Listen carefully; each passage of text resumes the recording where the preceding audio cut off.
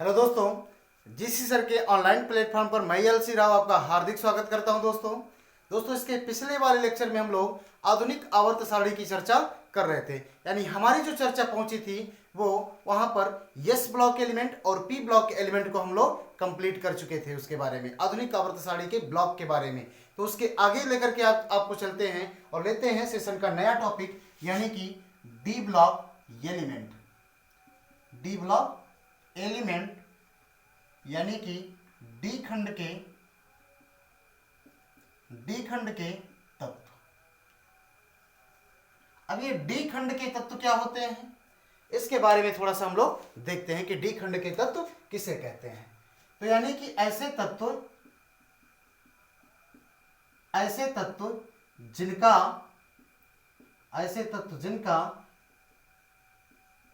Electronic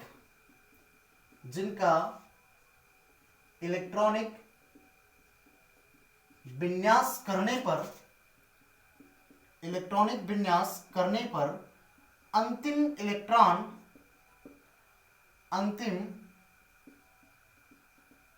electron D उपकोष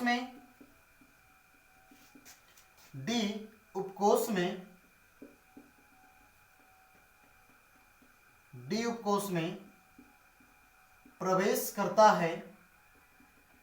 प्रवेश करता है डी खंड के तत्व कहलाते हैं। डी खंड के तत्व कहलाते हैं, यानी ऐसा तत्व जिनका इलेक्ट्रॉनिक विन्यास करने पर उनका अंतिम इलेक्ट्रॉन डी उपकोष में प्रवेश करता है, क्या कहलाते हैं, वो डी खंड के तत्व कहलाते हैं। ध्यान देंगे यहां पे डी खंड के तत्वों को डी खंड के तत्वों को संक्रमण तत्व भी कहा जाता है। संक्रमण तत्व यानी कि ट्रांजिशन एलिमेंट संक्रमण तत्व भी कहा जाता है। डी खंड के तत्वों को संक्रमण तत्व भी कहा जाता है। क्लियर है सभी को? डी खंड के तत्वों को संक्रमण तत्व। अब ये संक्रमण तत्व क्या होते हैं, यानी कि ऐसे तत्व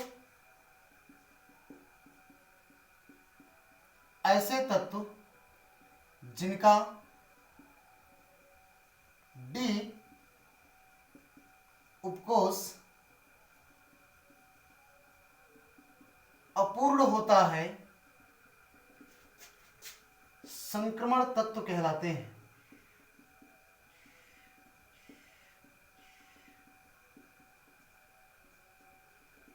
संक्रमण तत्व कहलाते हैं, यानी ऐसे तत्व जिनका डी उपकोष अपूर्ण होता है क्या कहलाते हैं, संक्रमण तत्व कहलाते हैं। एक छोटा सा नोट्स यहां पर आप देखेंगे, यानी कि जिंक, कैडमियम और Hg को छोड़कर यहां पर आप लिखेंगे जिंक, कैडमियम और Hg को छोड़कर, क्योंकि ये संक्रमण तत्व की श्रेणी में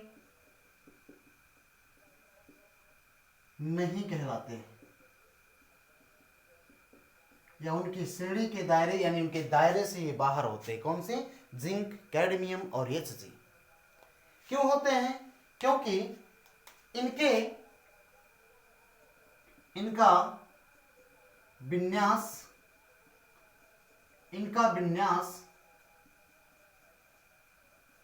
पूर्ण पूरित होता है। इनका विन्यास कैसा होता है? इनका विन्यास पूर्ण पूरित होता है। जैसे जिंक का आप देखेंगे तो Zn30 है, उसके डी सबसेल में 10 इलेक्ट्रॉन पाए जाते हैं। तो यानी ऐसे तत्व जिनके डी सबसेल उनका कंप्लीट हो, वो संक्रमण श्रेणी के दायरे से बाहर होते हैं, यानी उन्हें संक्रमण श्रेणी के तत्व यानी उन्हें संक्रमण तत्व नहीं कहा जाता है।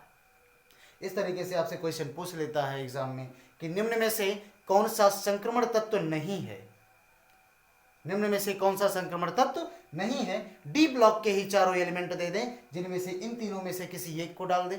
तो आप ध्यान देंगे जिंक, कैडमियम और Hg को छोड़ करके जितने भी डी ब्लॉक के एलिमेंट होते हैं सारे के सारे एलिमेंट क्या कहलाते हैं? संक्रमण तत्व कहलाते हैं।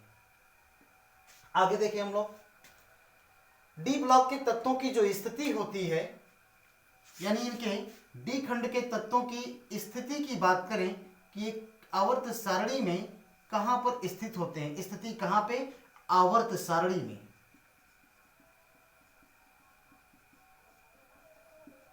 स्थिति देखेंगे हम लोग कहां पे? आवर्त सारणी में। तो यहां पर देखेंगे हम लोग वर्ग संख्या,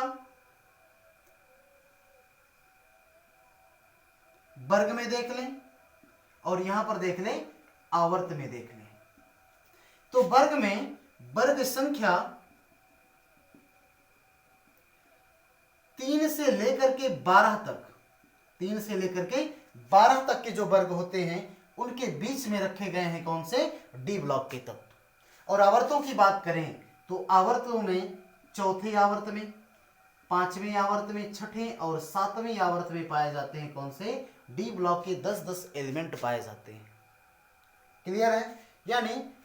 यानी यहां पर अगर देखें हम लोग तीसरे आवर्त को क्या नाम देते हैं हम लोग? जैसे कि फर्स्ट वर्ग को हम लोग देते हैं फर्स्ट ए, फिर सेकंड वाले को सेकंड ए, इसी तरीके से तीसरे वाले को देते हैं हम लोग नाम क्या? थर्ड बी से लेकर के ये पाए जाते हैं आपके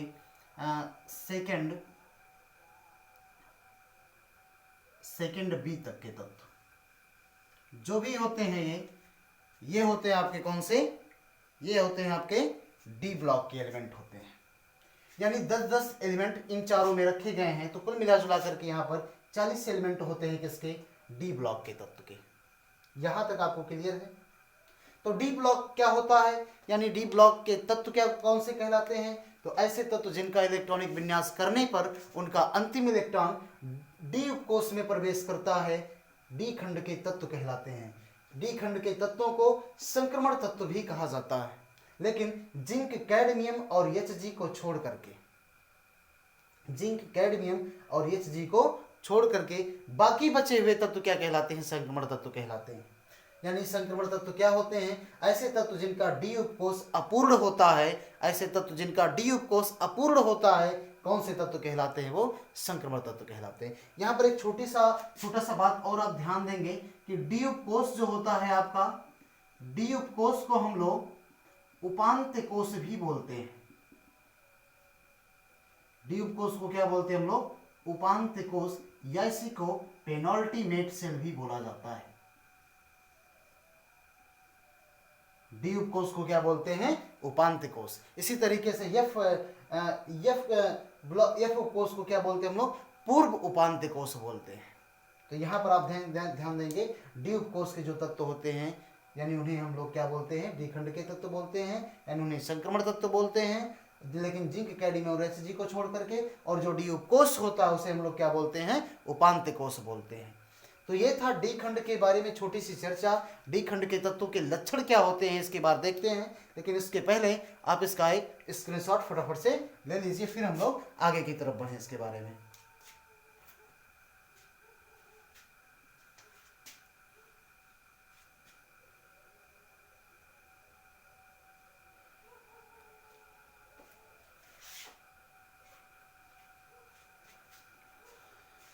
नेक्स्ट देखें हम लोग यहां पे, यानी डी खंड के तत्वों के क्या लक्षण होते हैं, यानी इनकी क्या विशेषताएं होती हैं डी ब्लॉक की।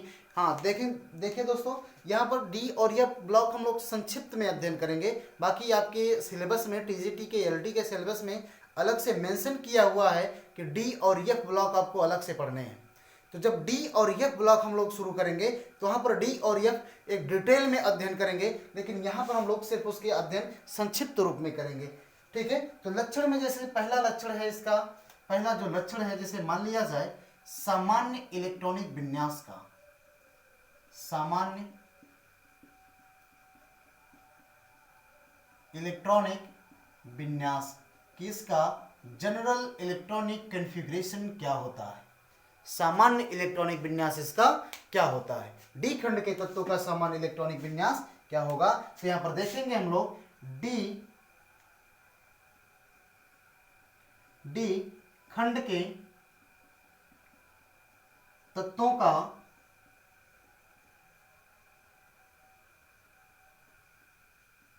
सामान्य इलेक्ट्रॉनिक विन्यास, सामान्य इलेक्ट्रॉनिक विन्यास।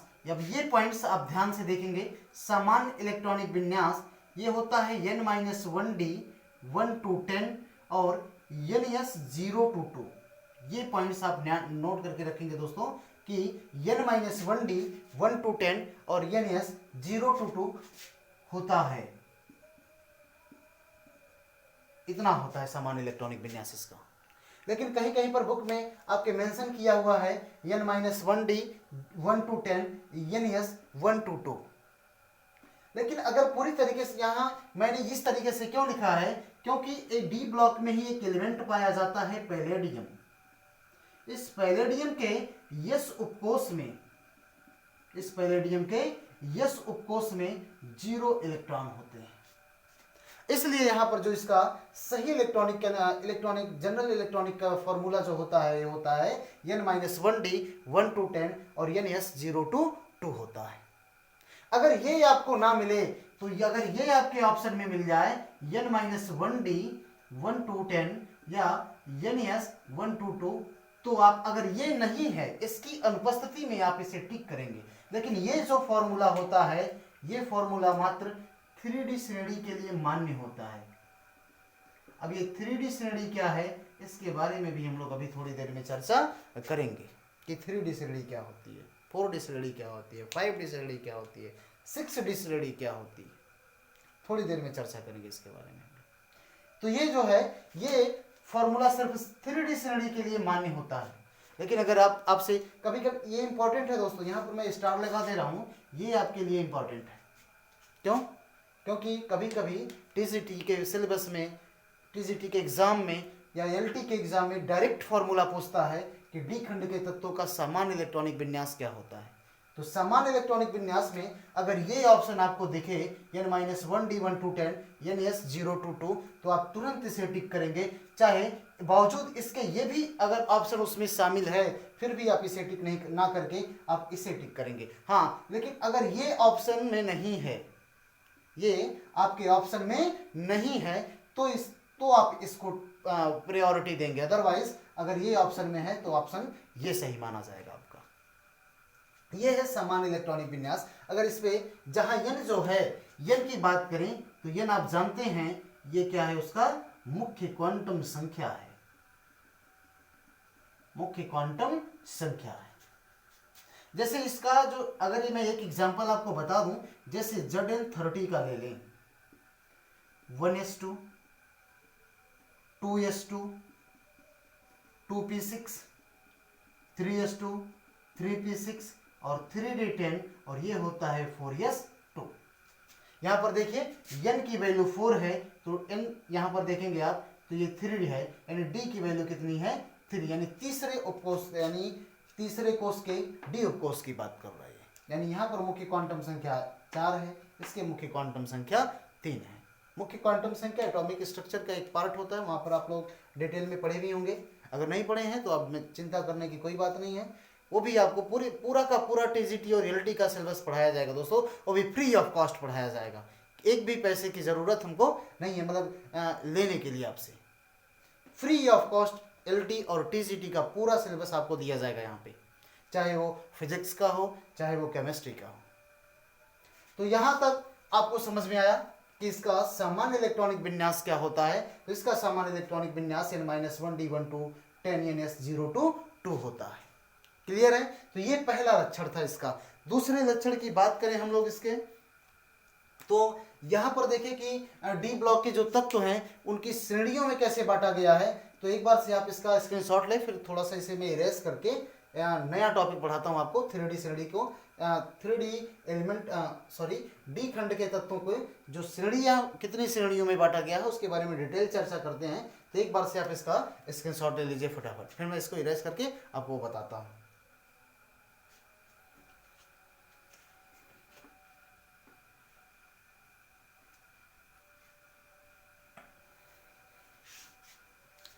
नेक्स्ट है डी खंड के तत्व। डी खंड के तत्व में इनका वर्गीकरण देखेंगे हम लोग। वर्गीकरण डी खंड के, और वर्गीकरण कैसा, श्रेणियों का वर्गीकरण कि कौन कौन सी श्रेणी इसमें वर्गीकृत किए गए हैं। यानी कि ये होगा आपका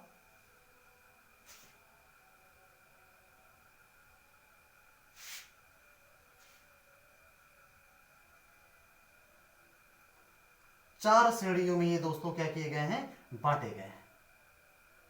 जो डी ब्लॉक के जो तत्व हैं ये चार श्रेणी में क्या किए गए हैं, वर्गीकृत किए गए हैं। जिनमें से जो पहली श्रेणी होती है ये होती है 3D श्रेणी। दूसरी श्रेणी आपकी आती है 4D श्रेणी।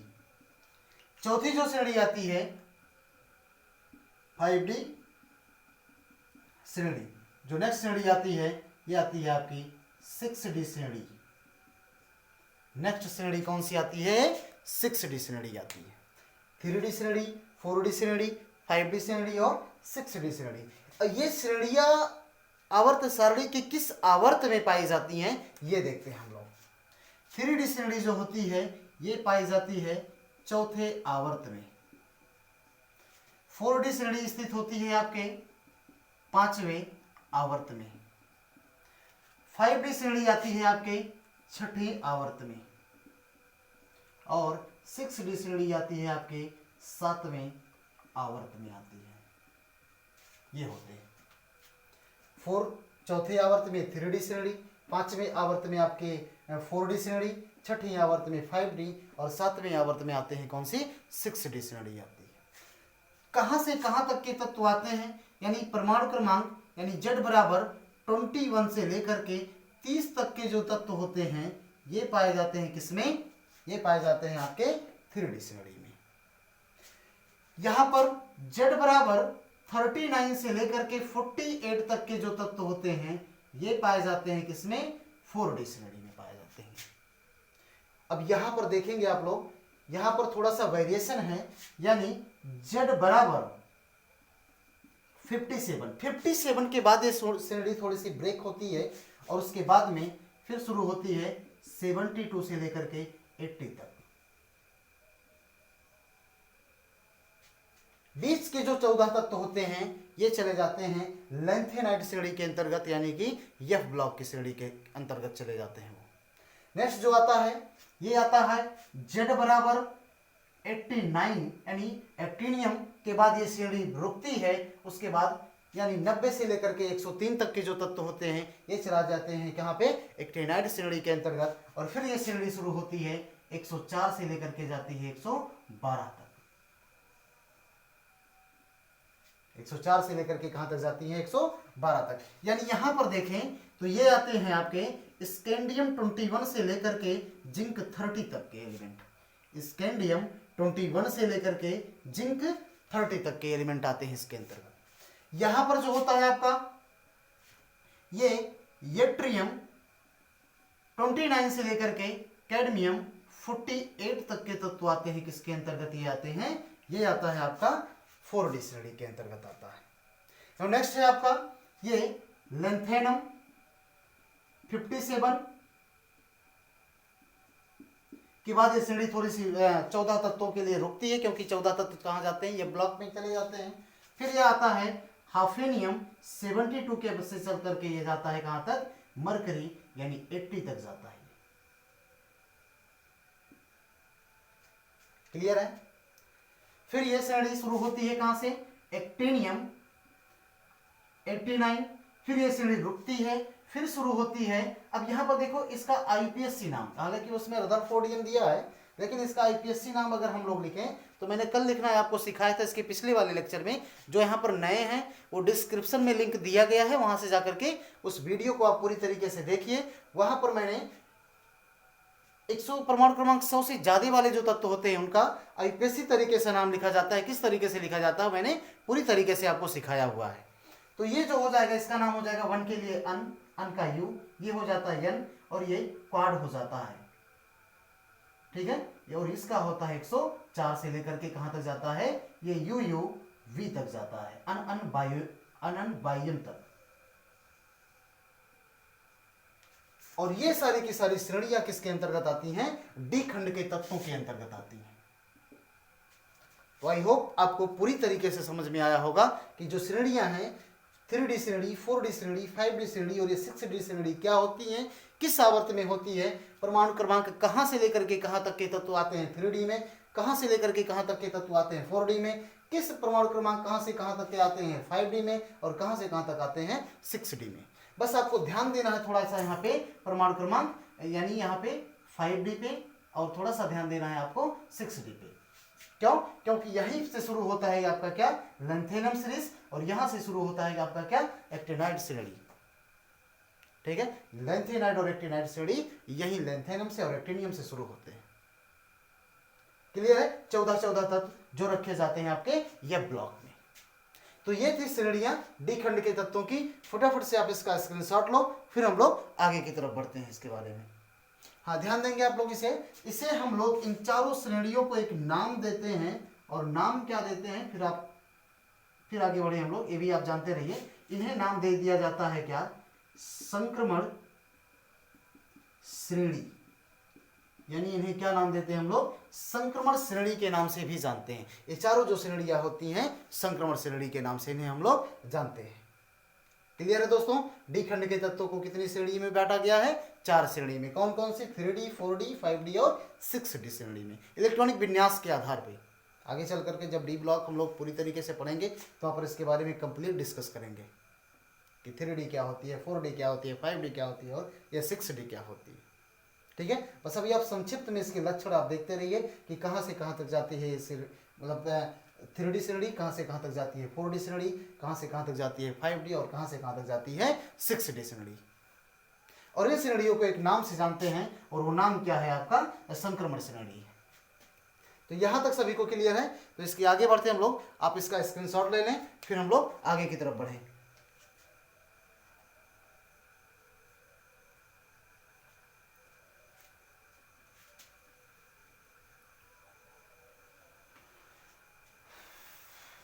तो आगे देखें दोस्तों, इसके कुछ और लक्षण देखते हैं। इनमें जो तत्व होते हैं, यानी इस श्रेणी के जो तत्व होते हैं, यानी इस खंड के तत्व, इस खंड के तत्व परिवर्तनशील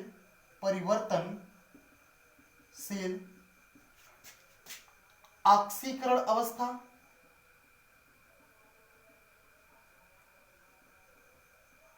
ऑक्सीकरण अवस्था प्रदर्शित करते हैं। क्लियर है सभी को? इस खंड के जो तत्व होते हैं वो परिवर्तनशील ऑक्सीकरण अवस्था को प्रदर्शित करते हैं। परिवर्तनशील ऑक्सीकरण अवस्था से तात्पर्य है कि जैसे Fe है, Fe ये +2 भी शो करता है, +3 भी शो करता है। क्लियर है? जैसे कॉपर है, कॉपर ये शो करता है +1 भी शो करता है, और ये +2 भी शो करता है। जब ये +2 होता है तो इसका नाम देते हैं हम लोग फेरस, और ये होता है आपका क्या? फेरिक।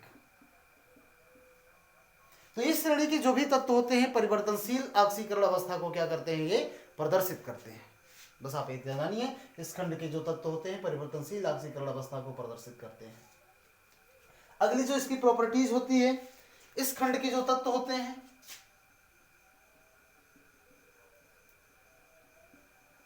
इस खंड के तत्व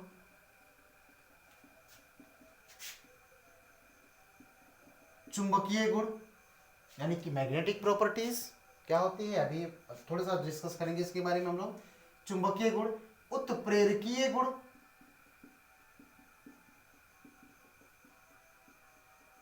इसमें भी पाए जाते हैं। ठीक है, यानी इस खंड के तत्वों में चुंबकीय गुण भी विद्यमान होते हैं, और उत्प्रेरकीय यानी कैटलिस्ट के लिए हम लोग इस खंड के तत्वों का प्रयोग करते हैं। तो ये पॉइंट्स आप नोट करके रखेंगे। ये क्लियर है? और यही नहीं, इस खंड के जो तत्व होते हैं, इस खंड के तत्व जटिल यौगिकों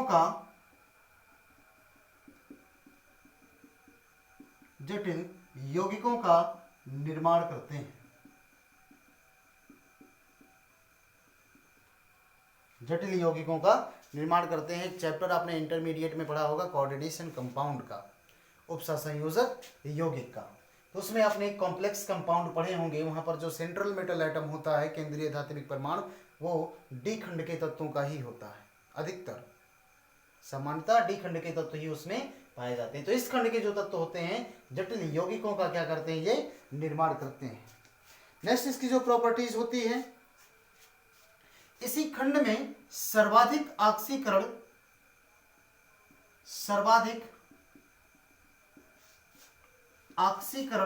अवस्था प्रदर्शित करने वाला तत्व पाया जाता है।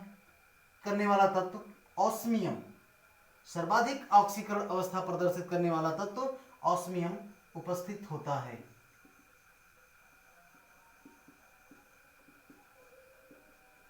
ऑस्मियम की जो ऑक्सीकरण अवस्था होती है,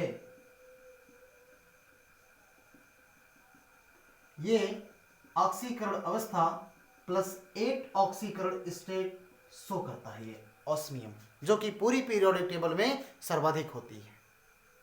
ऑस्मियम की जो ऑक्सीकरण अवस्था होती है वो पूरी पीरियोडिक में क्या होती है, सर्वाधिक होती है। और कितनी होती है, ये +8 होती है। और यही नहीं, इस ऑस्मियम का जो घनत्व होता है, इस घनत्व भी इसका क्या होता है, सर्वाधिक होता है। ऑस्मियम का घनत्व भी क्या होता है, सर्वाधिक होता है। यानी कि सर्वाधिक ऑक्सीकरण अवस्था भी होती है +8 और घनत्व भी इसका क्या होता है, सर्वाधिक होता है। तो ये था एक संक्षिप्त लक्षण, संक्षिप्त परिचय डी ब्लॉक के तत्वों का। ठीक है, डी ब्लॉक के तत्व जब हम लोग पूरे इसके आगे जब मेंशन किया है आपकी सिलेबस में, तो वहाँ भी हम लोग डी ब्लॉक के तत्व पढ़ेंगे। तो वहाँ पर पूरी तरीके से डी ब्लॉक के तत्व का पूरा फुल डिटेल अध्ययन करते हैं हम लोग।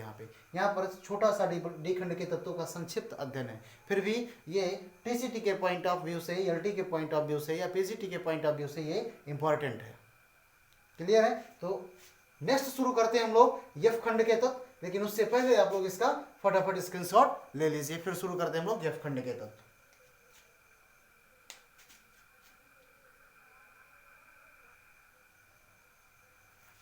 तो नेक्स्ट देखते हैं दोस्तों हम लोग एफ खंड के तत्व। एफ खंड के तत्व क्या होते हैं।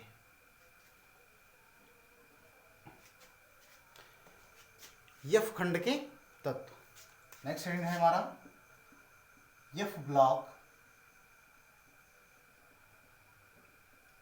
एलिमेंट्स, यानी कि एफ खंड के तत्व। ठीक है दोस्तों, एफ खंड के तत्व क्या होते हैं ये देखते हैं। तो बिल्कुल परिभाषा सेम वही है, यानी ऐसे तत्व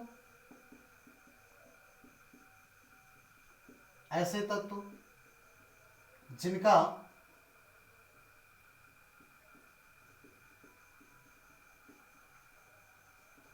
इलेक्ट्रॉनिक विन्यास करने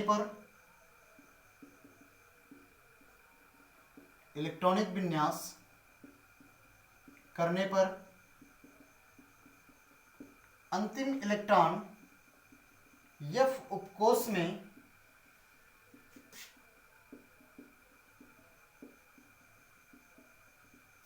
प्रवेश करता है, एफ खंड के तत्व कहलाते हैं। यानी कि ऐसे तत्व जिनका इलेक्ट्रॉनिक विन्यास किया जाए और उनका अंतिम इलेक्ट्रॉन या विभेदी इलेक्ट्रॉन किस में जाए, एफ उपकोष में जाए, तो वह क्या कहलाएगा, एफ खंड का तत्व कहलाएगा। क्लियर है दोस्तों? एफ खंड के तत्वों को यहां पर देखेंगे हम लोग। एफ खंड के तत्वों को आंतरिक संक्रमण तत्व भी कहा जाता है। एफ खंड के तत्वों को क्या बोलते हैं हम लोग? आंतरिक संक्रमण तत्व। जैसे इस प्रकार से डी खंड के तत्वों को हम लोग क्या बोलते थे? संक्रमण तत्व बोलते थे। ठीक उसी तरीके से एफ खंड के तत्वों को क्या बोलते हैं हम लोग? आंतरिक संक्रमण तत्व भी कहते हैं। अब इनका जो सामान्य इलेक्ट्रॉनिक विन्यास होता है ये देखते हैं, लक्षण में आएगा आपका, यानी कि डी खंड के तत्वों का सामान्य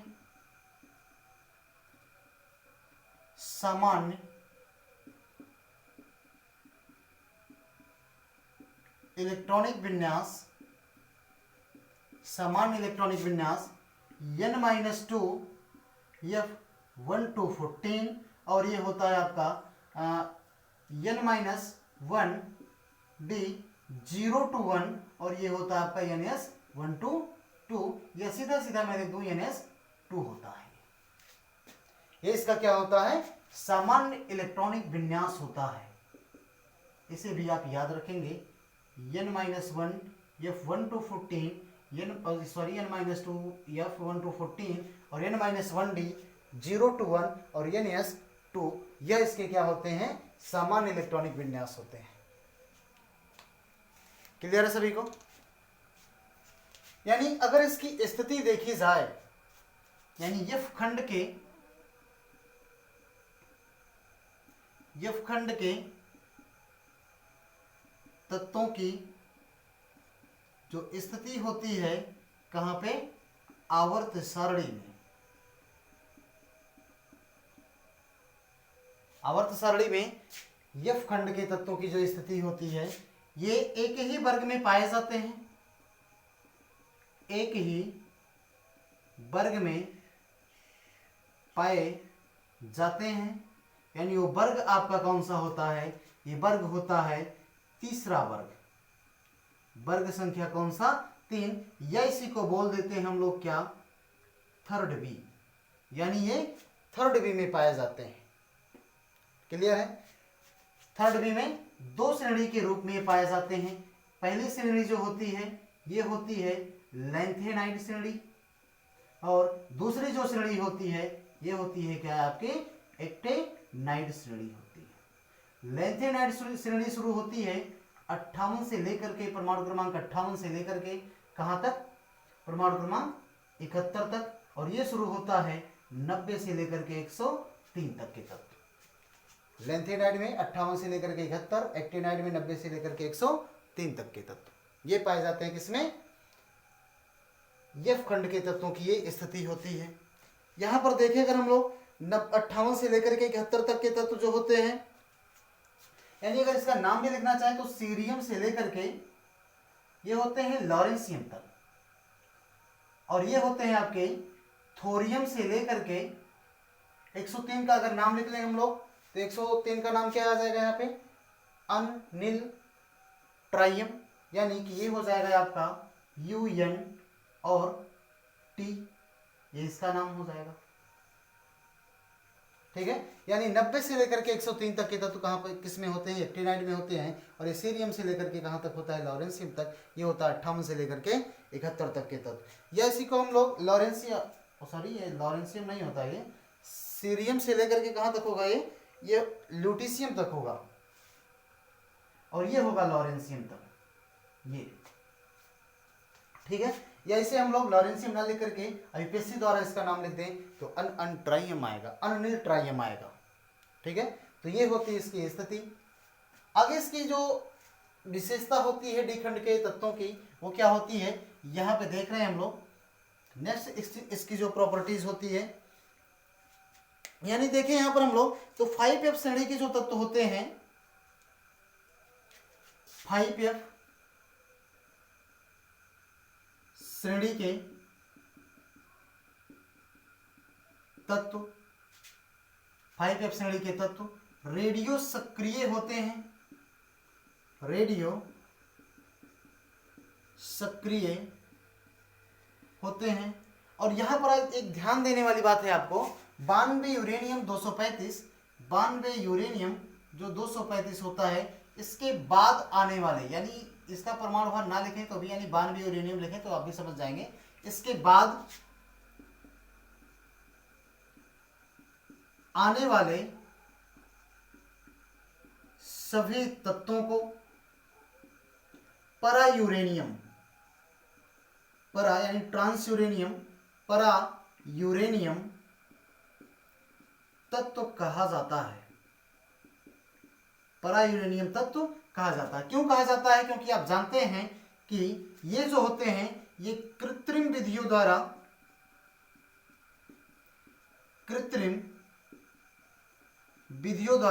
निर्मित किए जाते हैं। कृत्रिम विधियों द्वारा निर्मित किए जाते हैं। कृत्रिम विधियों द्वारा निर्मित किए जाते हैं, इसीलिए इन्हें हम लोग क्या बोल देते हैं? संश्लेषित तत्व भी बोल देते हैं। संश्लेषित तत्व भी क्या कहते हैं? हम लोग इसे बोल देते हैं। ये थी इसकी तीसरी प्रॉपर्टीज। यहां पर देखें अगर हम लोग, इसकी जो चौथी प्रॉपर्टीज होगी दिखाई देगी आपको। हाँ देखो यहाँ पे, यानी यफ खंड के जो तत्व होते हैं, यफ खंड के जो तत्व होते हैं, यफ खंड के तत्व की मुख्य ऑक्सीकरण अवस्था ये +3 होती है। ये ब्लॉक के जो 5F श्रेणी के जो तत्व होते हैं, इनकी स्टडी जनरली हम लोग केमिकल रिएक्शन में नहीं करते हैं। क्यों? क्योंकि ये सब रेडियो सक्रिय होते हैं, ठीक है, यानी इनके नाभिक टूटते रहते हैं, इसलिए इनकी स्टडी क्या करते हैं हम लोग केमिकल रिएक्शन में सामान्यतः नहीं करते हैं। एफ खंड के जो तत्व होते हैं, मुख्य ऑक्सीकरण अवस्था क्या होती है? +3 होती है, और चाहे लैंथेनम का हो या फिर किसका हो, चाहे वो एक्टिनाइट का हो, ठीक है, चाहे वो लैंथेनाइट श्रेणी का हो या फिर किसका हो, एक्टिनाइट श्रेणी का हो। तो यहां तक सारी चीजें क्लियर है आपको। एक पॉइंट, एक प्रॉपर्टी जिसकी और होती है, मैं यहां लिख दूं, आपको दिखाई देगा। एफ खंड के तत्वों के, एफ खंड के जो तत्व होते हैं, एफ खंड के तत्व, एफ खंड के सभी तत्व धातु होते हैं। एफ खंड के सभी तत्व धातु होते हैं, और इनसे जो बना हुआ मिश्र धातु होता है, इनसे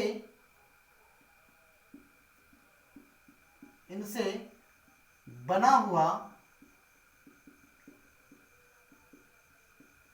मिश्र धातु, यहां ध्यान देंगे आप, मिश्र धातु,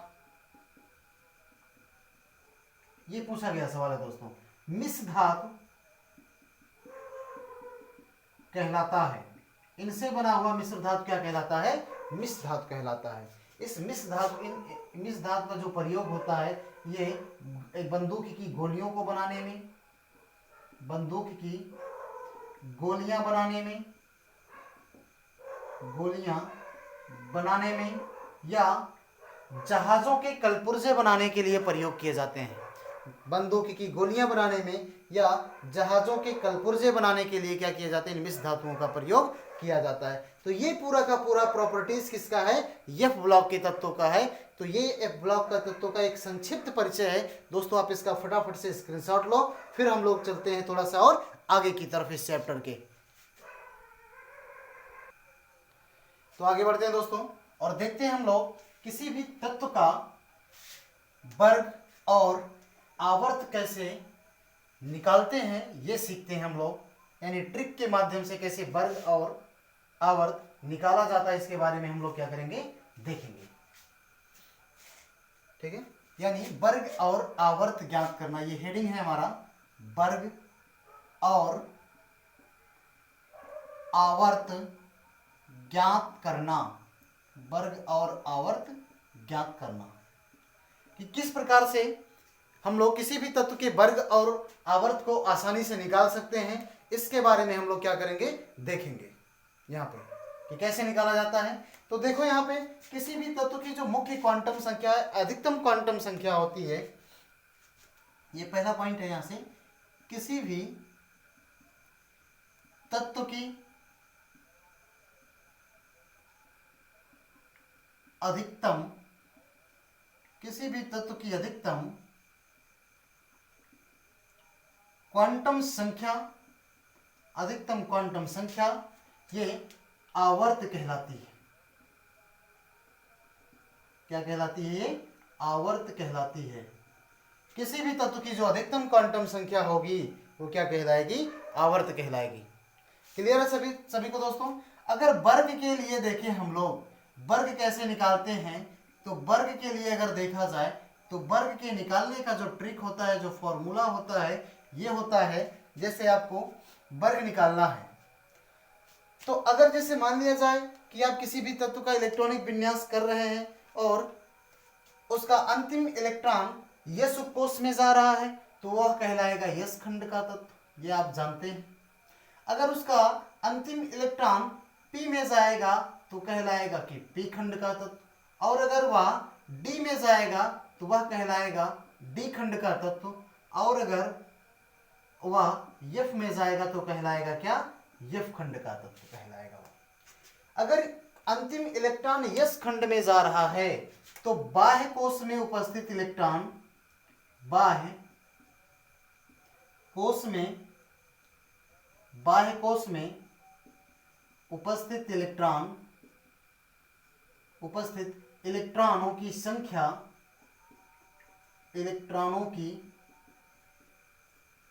संख्या ही वर्ग होगी, वर्ग संख्या होगी। ठीक है, इलेक्ट्रॉनों की संख्या ही क्या होगी? उसकी वर्ग संख्या होगी।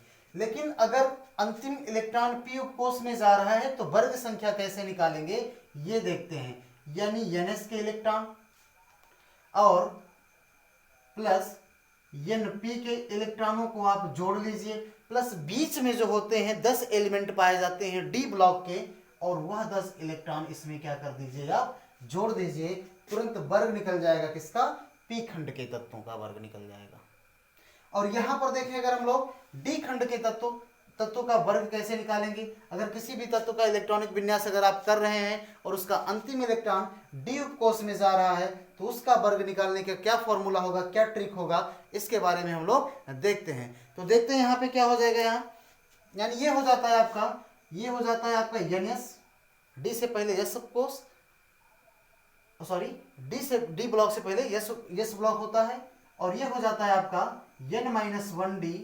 यानी इनके इलेक्ट्रॉनों को अगर आप जोड़ लेंगे तो ये निकल के आएगा क्या? डी खंड के तत्वों का वर्ग निकल आएगा। और एफ खंड का, इसका तो फिक्स्ड होता है दोस्तों, क्योंकि आप जानते हैं या तीसरा वर्ग इसका, यानी कि जो थर्ड भी है ये फिक्स होता है।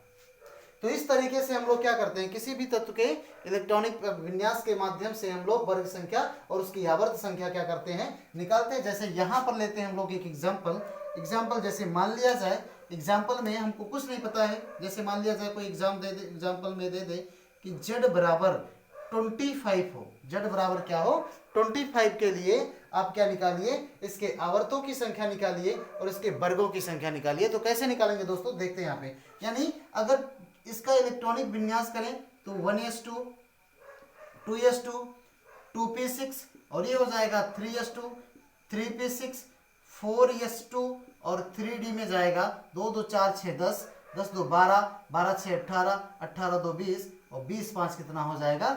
25। यानी अंतिम इलेक्ट्रॉन इसका किस में जा रहा है? डी खंड में जा रहा है। तो डी खंड में जा रहा है तो आवर्त कितना हो गया? अधिकतम क्वांटम संख्या, अधिकतम क्वांटम संख्या यानी कि अधिकतम मुख्य क्वांटम संख्या, यहाँ पर आप मुख्य बढ़ा देंगे, अधिकतम मुख्य क्वांटम संख्या ही क्या कहलाती है? तो अधिकतम मुख्य क्वांटम संख्या यहाँ पर 4 है, तो आवर्त जो होगा आपका क्या हो जाएगा? चौथा। आवर्त यहाँ पर क्या हो जाएगा? चौथा हो जाएगा। और अगर वर्ग निकालना है तो डी वाले का ट्रिक लगाएंगे हम लोग, एनएस यानी कि 2, और प्लस n-1d के इलेक्ट्रॉन डी में कितने हैं? 5, यानी वर्ग नंबर कौन सा हो जाएगा? ये 7वें वर्ग का एलिमेंट हो जाएगा ये। यानी चौथे आवर्त और 7वें वर्ग का एलिमेंट होगा z बराबर 25। यदि z बराबर कितना दे दे? z बराबर 35 दे दिया मान लिया जाए, तो इसका इलेक्ट्रॉनिक विन्यास अगर हम लोग करें तो कितना आएगा? ये आएगा 1s2 और ये 2s2, 2p6, 3s2, 3p6 और ये आ जाएगा आपका 4s2। अब देखिए यहाँ पर कितना हो गया, 2 2 4 6 10 2 12 6 18 2 20 और ये आ जाएगा आपका 3d 10। 3d के बाद किस में जाएगा, ये 4p में जाएगा और ये हो जाएगा 4p5। ये इसका इलेक्ट्रॉनिक कॉन्फ़िगरेशन हुआ। अब यहां पर देखिए अंतिम इलेक्ट्रॉन जा रहा है किसमें, अंतिम इलेक्ट्रॉन जा रहा है p उपकोष में जा रहा है। तो p के लिए ट्रिक जो मैंने आपको बताया है यहाँ पे, यानी ns और np। यहाँ देखिए ns और np, यानी कि s में कितने इलेक्ट्रॉन, यानी आवर्त पहले आप देखते हैं कि आवर्त क्या होगा। तो अधिकतम क्वांटम संख्या 4 है, मुख्य क्वांटम संख्या, तो यहाँ पर आवर्त इसका चौथा आवर्त हो जाएगा। और अगर वर्ग देखें कि वर्ग कौन सा होगा, तो वर्ग होगा यहाँ पे s के 2 इलेक्ट्रॉन और p के 5 इलेक्ट्रॉन और प्लस आपको 10 जोड़ना है, यानी 5 2 7 और ये 10 क्या हो जाएगा, 17वें वर्ग का हो जाएगा। ये किस वर्ग का हो जाएगा, ये 17वें वर्ग का हो जाएगा। तो दोस्तों इस तरीके से हम लोग क्या करते हैं, वर्ग और आवर्त क्या करते हैं, निकालते हैं। दूसरी मेथड भी होती है वर्ग और आवर्त निकालने की, बिना इलेक्ट्रॉनिक कॉन्फ़िगरेशन निकाले हुए। कैसे निकालते हैं वो भी सीखते हैं। इसका एक बार आप फटाफट से स्क्रीनशॉट लो। फिर हम लोग, ये था आपका कौन सा मेथड, ये मेथड था फर्स्ट, ये पहला विधि था निकालने का।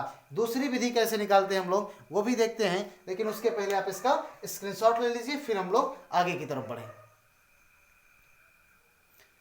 देखते हैं दोस्तों दूसरी विधि, दूसरी विधि द्वारा कैसे वर्ग और आवर्त निकाले जाते हैं ये भी देखते हैं हम लोग। ये था पहली विधि। दूसरी विधि में आपको क्या करना है, उसका ना तो इलेक्ट्रॉनिक विन्यास करने हैं और ना ही उसका किसी भी प्रकार से कोई इलेक्ट्रॉनिक विन्यास नहीं, ना तो मुख्य क्वांटम संख्या देखना है। बस आप देखते ही अगर वो ट्रिक आपको पता है तो निकाल देंगे वर्ग और आवर्त। तो देखते हैं कैसे निकाला जाता है। विधि है दूसरी विधि, यानी सेकेंड मेथड है ये। जैसे आवर्त की अगर हम लोग बात करें तो मैंने कल आपको एक मैजिक नंबर सिखाया था, हीलियम, नियॉन, क्रिप्टॉन, जेनॉन और रेडॉन। आर्गन तो हम लोगों ने देखा ही नहीं। आर्गन, क्रिप्टॉन, जेनॉन और ये रेडॉन होता है। यहां पर आपको लिखना है 2 8 8 18 18 32 और ये 32 लिखना है। यानी हीलियम का परमाणु क्रमांक कितना होता है, 2। हीलियम का परमाणु क्रमांक कितना होता है, 2। 2 में आपने 8 जोड़ा, 2 में आपने क्या जोड़ा, 8 जोड़ा। तो नियॉन का परमाणु क्रमांक कितना आएगा यहाँ पे, ये आ जाएगा 10। 10 में आपने कितना जोड़ा, 8 जोड़ा। आर्गन का कितना आ जाएगा, 18। 18 में आपने 18 जोड़ा तो क्रिप्टॉन का कितना आ जाएगा, 36। 36 में अगर आपने 18 जोड़ा तो कितना आ जाएगा, ये आ जाएगा 54। 54 में अगर आपने 32 जोड़ा तो ये कितना आ जाएगा, ये आ जाएगा 86। 86 में अगर आपने 32 जोड़ा तो यहाँ पर आएगा 118वां वाला तत्व आ जाएगा। नाम आईपीएससी द्वारा आप लिख ही सकते हैं, सिखा दिया मैंने आपको करना। बस ये ट्रिक आपको याद रहे, आप वर्ग और आवर्त आसानी से क्या कर लोगे, निकाल लोगे। यानी आवर्त बराबर होता है, अगर आपको आवर्त निकालना है तो आवर्त बराबर क्या होता है, आवर्त बराबर एक छोटी सी स्टेटमेंट हम लोग लिखेंगे, परमाणु क्रमांक के आगे की अक्रिय गैस। यानी आवर्त बराबर क्या हो जाएगा, ये हो जाएगा परमाणु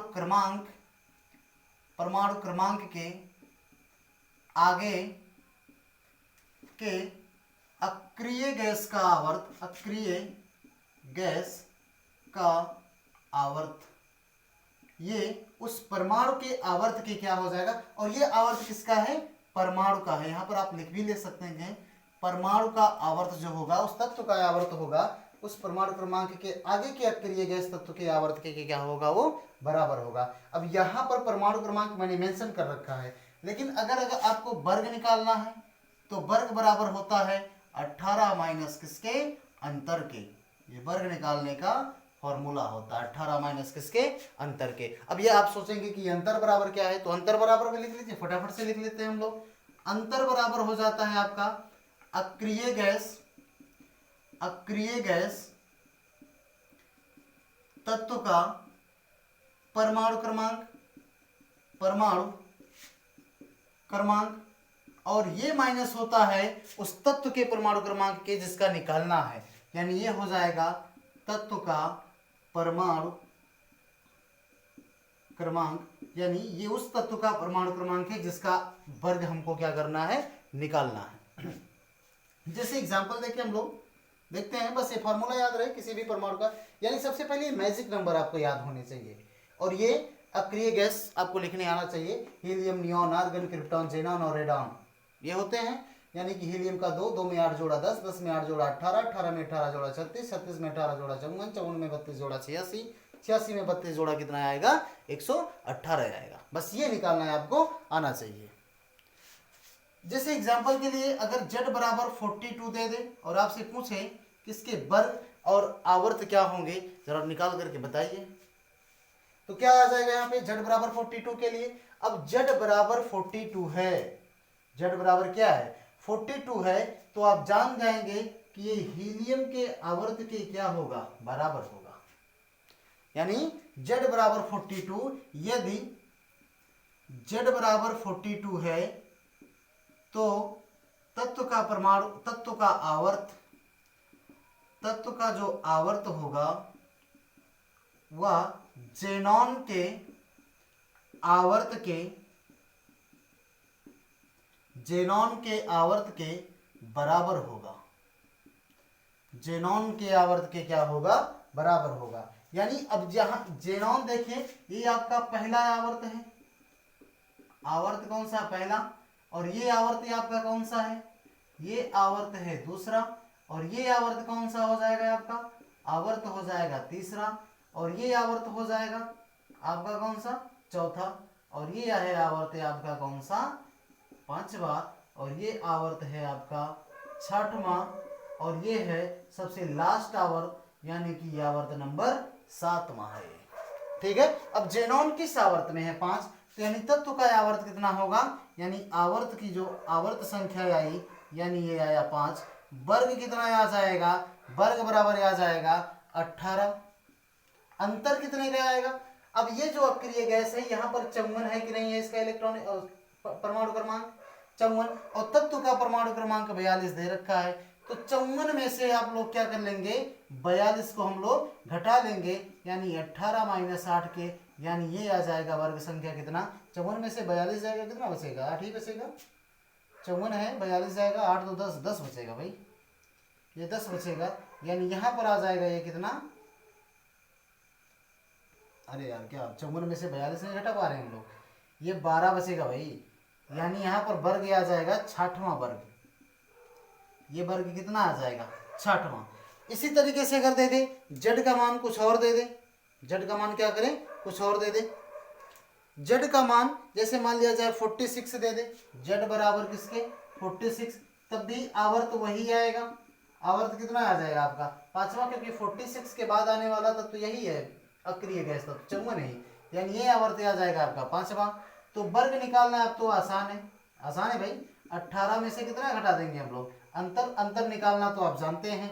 54 में से जाएगा आपका क्या, 54 में से जाएगा 46, 54 में से जब 46 जाएगा तो कितना बच जाएगा, यहाँ पे 4 उधर बचा, 4 इधर बचा, तो 18 माइनस किसके 8 के, यानी वर्ग आएगा आपका 10वां, वर्ग आएगा आपका कौन सा, 10वां। इसी तरीके से अगर दे दे z बराबर 52 है तो भी आवर्त कितना आ जाएगा, उसके आगे वाला वही है जेनॉन ही, z बराबर 52 के लिए आवर्त हो जाएगा आपका 5वां, और वर्ग कितना हो जाएगा 18 माइनस 54 माइनस 52 के, यानी ये बराबर आ जाएगा 18 माइनस 54 में से 52 गया 2, यानी ये आ जाएगा 16वां वर्ग, कितना आ जाएगा, ये 16वां वर्ग आ जाएगा।